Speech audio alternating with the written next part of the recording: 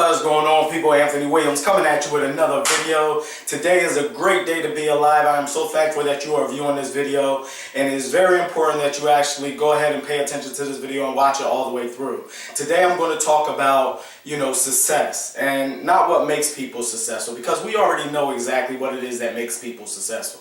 We know that it's the actual mindset of the individual and how they reprogram their subconscious mind for success. We don't have to do any type of, guesswork. It's been written. Dr. Napoleon Hill, Stephen R. Covey, all these people who have studied success understand and know what exactly make people successful. So it's not something that I have to continuously to talk about. We know that it's a mindset game. But one thing that I do want to talk about that you may not actually be aware of, and they may not be actually comprehending to full capacity, which is the actual subconscious mind. And why is the actual portion of our subconscious mind so important when it comes to our success and fulfilling our goals in life? Now I have a story here, and it's a principle about the subconscious mind. Okay, I went to the auction, right, to go get a car. Figured I was going to get a good car. And I went to the auction, and as soon as I stepped off the lot, the car stopped working. Cut off. No power, no nothing. So I had to get it towed to another place in South Carolina where I was at. And I took the car all the way to South Carolina. And what ended up happening was that, okay, they're going to put the piece on the car or whatever else like that, make the car run again. Fine, good, dandy. And okay, I go to the car dealership, and they say it's going to be this astronomical amount to actually fix the car. When I know for a fact, I had the different cars worked on before, so I knew for a fact it wasn't going to be that amount. So what I did was I went to an actual auto parts store, and I picked up the piece myself, and I came back and I brought the part to the actual shop, which cut the price down on the, on the price of the car. So car gets fixed. Okay, everything's fine. Now give you a backdrop here that I was planning to go to Florida because I want to move to Florida. Probably not this year, but next year. So the thing about it is that I get the car, go to the shop, and on my way back with the car the next morning after, I get to the dealership. Now, mind you, that I'm heated. I'm mad. There's no other way to say it. I'm mad. So I'm mad, and I go to the shop, and when I deal with the shop people, about the part being a whole bunch of money and everything else like that, I'm projecting my state of mind onto the people at the shop, which is not very pleasant, of course, as you can imagine. And okay, I get from the shop, and I'm in the car, and I'm on I think 285 or 75 or 85 to go home. And on my way home, right, so I'm halfway home, almost to my exit, and the whole bottom of the muffler, the whole exhaust system fell off, right? The whole exhaust system fell off the car. And now you can guess from my state of mind, I'm already hot from one day to the next, and not really quieting my mind and going back and reflecting, as I normally do. I'm boiling now. So I'm boiling, right? And the thing about it is that from that experience, that took almost like a whole week for me to actually go ahead and get the issue resolved with the car. But from that standpoint, right, I come back home, I talk it over with my wife, we have a discussion about the car and everything else like that, and what ends up happening is that, everybody in the house starts getting sick. Now, I'm the one in the house that never really gets sick when everybody gets sick. Never. My immune system, I don't know, my immune system is very high, it has to be. Because, my wife always comments and says, you never get sick when we get sick, or anything else like that. Or you do get sick, you get sick for one day, right? So that was last week. Now we're into this week. And I'm feeling under the weather. A little bit under the weather, sore throat, and a little woozy, and, off balance and everything else like that. So my body actually has picked up something that is fighting off. Now, I'm never sick. Get that straight. I'm never sick. But my body's caught something that is fighting off. So why exactly did that happen? And I want to point this principle towards the subconscious mind. I have stored in my subconscious mind different past experiences and different things that are negative. So me opening my body to that negative energy weakened my immune system for this week here, for my body to actually contract something to have to actually fight it off. And, you know, put my immune system out a little bit. So the point and the purpose here of that story is that the subconscious mind controls a lot more than what we actually think that it controls. It controls our emotions, it controls our breathing, it controls our heart rate, it controls everything in our body, mostly that it controls. We don't do most of the things that we don't do consciously.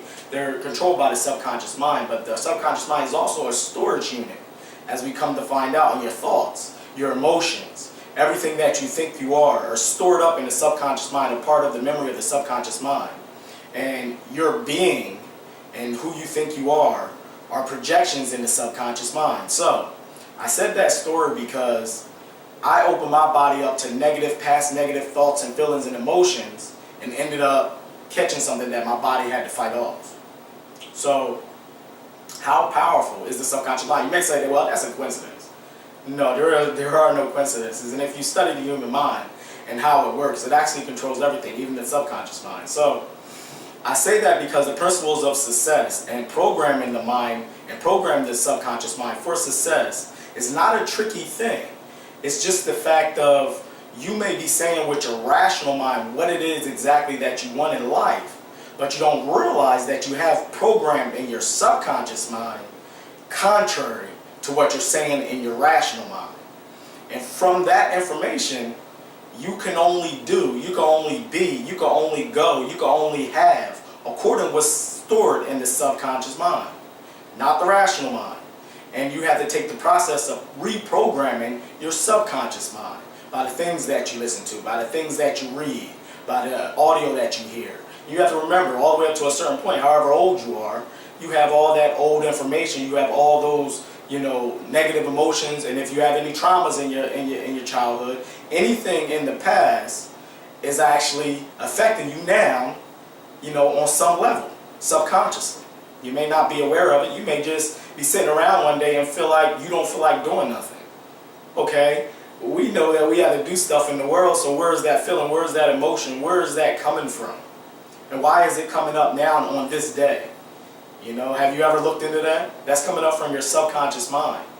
And what are some of the steps that I can give you? I can give you a few steps because I've been studying the mind for a very long time, since I was, 17 years old and 18 and 19, and getting into the laws of success and what success is. And I kept running into this principle of the mind. So giving you the actual steps on what exactly you can do to reprogram your subconscious mind. One thing that you have to understand, that we are all human beings, okay? We go through the same emotions. So we most likely have the same impressions. Some people have different impressions, but we're all human. And you have to realize that you're not alone. Everybody's interconnected on some way, on some level. Even the air that we breathe is connected. If I'm in let's just say a grocery store and I'm breathing, everybody in the grocery store have most likely either breathed that air and exhaled it out. Now I'm breathing it to keep me alive. So we're all connected in this big scheme of things. So I just wanted to say that. But the first principle is to realize that you're not disconnected from anything. You're connected to everything, even everything around you. So the most important thing about the subconscious mind, and realizing that there is no shame in your actual subconscious mind. You have different perceptions, different thoughts, different feelings that's going to come up that you may feel ashamed about having, or you may feel inadequate about having, or you may be, let's just say you have a fear of public speaking. Where does that fear come from? Is it a rational fear? No, you have something in your subconscious mind that you haven't dealt with either in your past or whatever else like that. But in order to reprogram the subconscious mind, getting kind of long, so I want to cut it a little bit short. But to reprogram the subconscious mind, to actually realize and to know what it is that you have in there, first off. You can't change something that you don't know that you have in your subconscious mind. It's impossible. So self-awareness and being aware of yourself. Taking some time towards meditation. Meditation is just the art of sitting still and watching your thoughts and see what comes up. That's the content in your subconscious mind. And once you see the content that's in your subconscious mind, then you're able to reprogram the actual content. And how do you reprogram your actual subconscious mind? Well, one of the principles that you can use is the opposite of the negative that's coming up. So if you have a negative thought come up, you automatically transform. First and foremost, hold on. Before you transform that thought, you have to analyze the actual thought. Okay? Analyze the thought, see what it's made of, see what's the positive aspect in there, in the actual thought. And then start to transform it. Start to use mental imagery in order to transform that thought into a positive thought. And as you continuously to do this day after day, time after time, as you're paying attention more and more to your subconscious mind, you'll start to develop a PMA, which Napoleon Hill calls a positive mental attitude. And that's one of the things that you need, not only to keep your body healthy, but your mind healthy also. I can see that I can talk a little bit more about this subject, so I'm going to cut it down for now, but that's one of the principles that you can use. And I'll probably do another video, all depending according to the people who view this video and if they ask for another area on the subconscious mind. But for now, pay attention to your thoughts, pay attention to your emotions, pay attention to everything that comes up, and go out and transform those things and make it a great day.